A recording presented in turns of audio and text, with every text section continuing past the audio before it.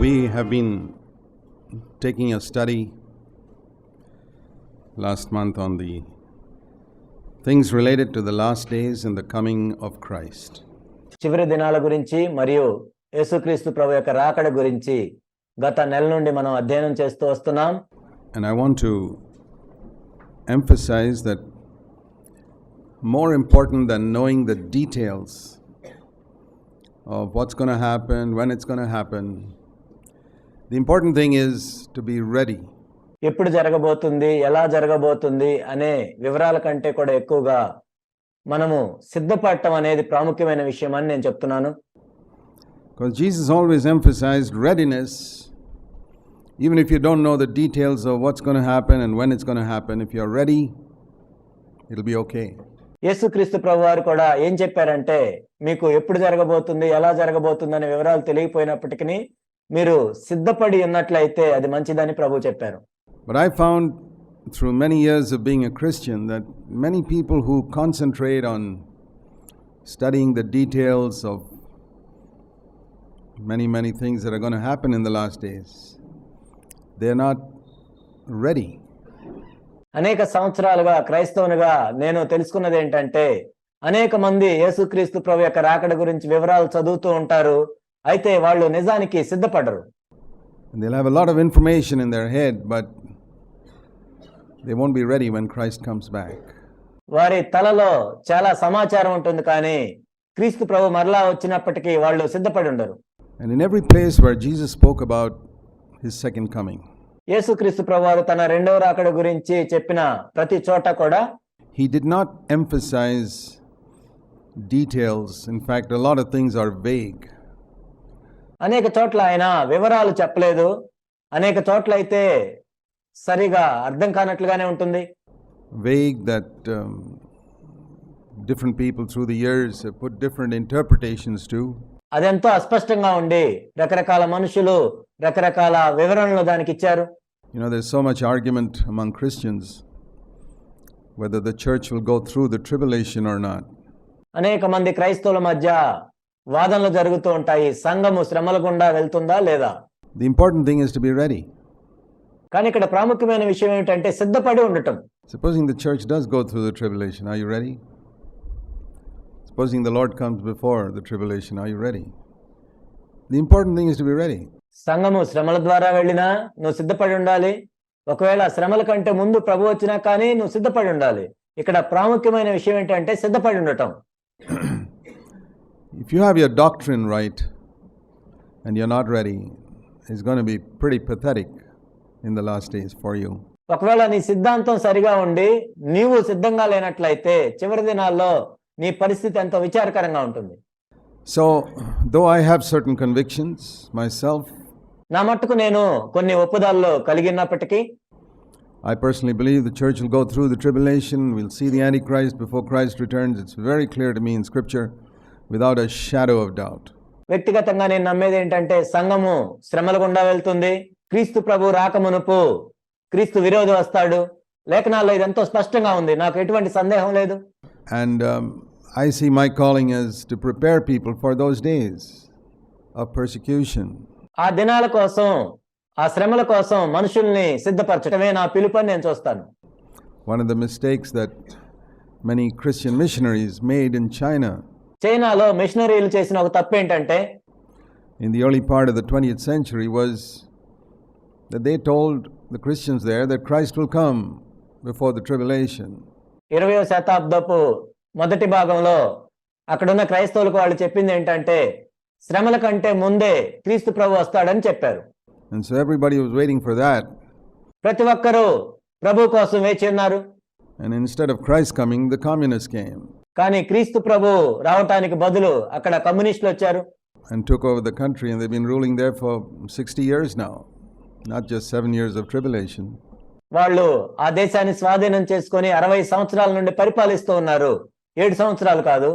So, and some of those Chinese Christian leaders said the reason why many Christians renounced Christ and forsook him at that time was because they were not prepared.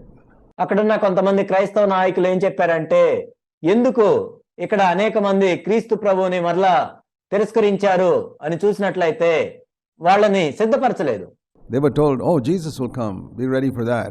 యేసుక్రీస్తు ప్రభు వస్తాడు, మీరు సిద్ధపడి ఉండాలని వాళ్ళకి బోధించారు. Instead of that, they got tortured in communist prisons and they denied the faith. ఆ తర్వాత చైనాలో వాళ్ళు హింసించబడినప్పుడు వాళ్ళ విశ్వాసాన్ని వాళ్ళు తిరస్కరించారు. So it's important for us to be ready. కాబట్టి మనం సిద్ధపడి ఉండటం అనేది ఎంతో ప్రాముఖ్యమైన విషయం. Much more important than the details of his second coming. ప్రభు యొక్క రెండవ రాకడ గురించి అనేక విషయాలు వివరాలు తెలుసుకునే దానికంటే కూడా Then we can ask, why has God given various vague sort of details which people interpret in various ways? మరి మీరు అడగొచ్చు, దేవుడు ఎందుకు అస్పష్టమైన వివరాలను ఇచ్చాడు? అనేక మంది అనేక రకాలుగా దాన్ని వివరిస్తూ ఉన్నారు.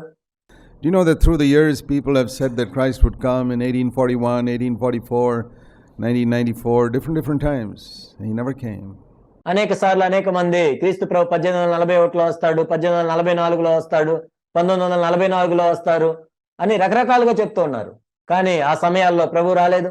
There are people who waited up on mountains in white clothes and then went away. There were preachers who told people to sell everything because Christ is coming in a few years and swiped their money and sent them back home penniless. కొన్ని చోట్ల అయితే మనుషులు కొండల మీద తెల్లని వస్త్రాలు ధరించుకొని వేచి ఉన్నారు. కొన్ని చోట్ల అయితే బోధకులు ఏం చెప్పారంటే, క్రీస్తు ప్రభు వస్తున్నాడు, మీ ఆస్తులన్నీ అమ్మి మాకు ఇవ్వండి అని చెప్పారు. ఆ తర్వాత ఆస్తులన్నీ తీసుకొని వాళ్ళని బెకార్లుగా పంపించేశారు. All types of things have gone on in the name of Christ. క్రీస్తు పేరు చెప్పి అనేకమైన విషయాలు ఇక్కడ జరిగాయి. Particularly in the last 100 and 150 years. గత 150 సంవత్సరాల్లో ఇవి జరిగాయి. But you'll never go wrong if you listen to what the Lord said, to be ready for his coming. కానీ ప్రభువు చెప్పినట్లు నా రాకడకు సిద్ధపడి ఉండండి అనే మాటను మనం విన్నట్లయితే మనం మోసపోము. And it doesn't matter when it is. అది ఎప్పుడన్నది ప్రాముఖ్యమైన విషయం కాదు. So that's what I want to emphasize. I want to turn to a passage in Luke chapter 21. నేను కూడా దాన్నే నొక్కి చెప్తున్నాను. లూకా సువార్త 21వ అధ్యాయంలో ప్రభు చెప్పిన మాటలు మనం చూద్దాం. Where Jesus said, he's talking about the days when men will faint from fear. Verse 21, chapter 21, verse 26. Men will faint from fear, the expectation of things that are coming upon the world. And then they will see the Son of Man coming in a cloud with power and great glory. లూకా 21:26లో మనం చూసినట్లయితే, లోకం మీదకి రాబోతున్న వాటి విషయమై భయం కలిగి మనుషులు ఎదురుచూచుచు ధైర్యము చెడి కూలుదురు. అప్పుడు మనిషి కుమారుడు ప్రభావముతోనూ మహా మహిమతోనూ మేఘారూఢుడై వచ్చుట చూతురు. But when these things begin to take place, straighten up. I believe Christians should take this seriously. Straighten up and lift up your heads, because your redemption draws near. ఇవి జరగనారంభించినప్పుడు మీరు ధైర్యము తెచ్చుకొని మీ తలెత్తుకొనిడి. క్రైస్తవులు దీన్ని ఎంతో తీవ్రంగా తీసుకోవాలి. మీ విడుదల సమీపించినదనెను. I take it like this, that నేను దీన్ని ఈ విధంగా తీసుకుంటాను. a true disciple of Jesus has got his head lifted up at all times. ప్రభు యొక్క ఒక నిజమైన శిష్యుడు ఎల్లప్పుడూ కూడా తన తలను పైకెత్తుకొని ఉంటాడు. He's never hanging down in defeat and in depression and gloom and occupied with earthly things. ఓటమితో, నిరాశతో, నిస్పృహతో, ఈ భూ సంబంధమైన విషయాలతో తన తలను ఎప్పుడు క్రిందకి దించుకోడు. Have you seen the animals in the world? Every animal that I ever see, I see them with their head to the ground, whether it's a cow or a dog or a pig, or if you haven't noticed that, just look around next time.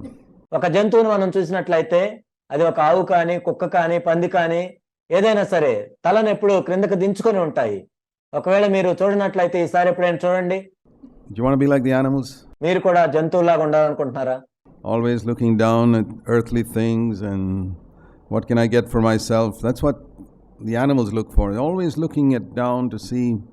ఎల్లప్పుడూ భూ సంబంధమైన వస్తువుల కోసం చూస్తూ, నా కోసం నాకేమైనా లభిస్తుందా అని జంతువులు చూసినట్లుగా చూడటం.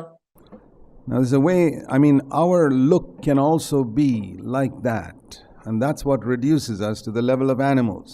కాబట్టి నేను చెప్పేది ఏంటంటే, మనము కూడా ఎల్లప్పుడూ ఆ క్రింది వాటిని చూస్తూ ఉన్నట్లయితే మనం కూడా జంతువుల స్థాయికి దిగిపోతాం.